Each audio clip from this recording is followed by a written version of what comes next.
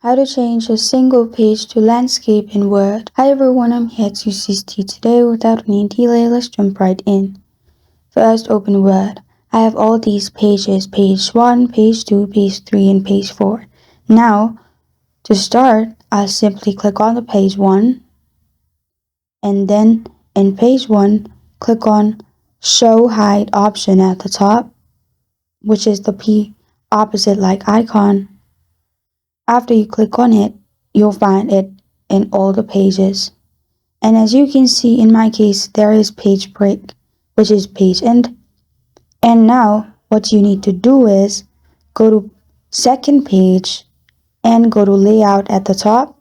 Here, click on breaks and click on next page.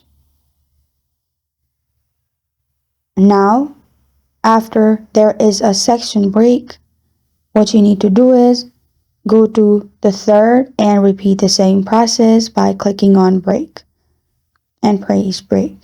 After you've done this, simply click on the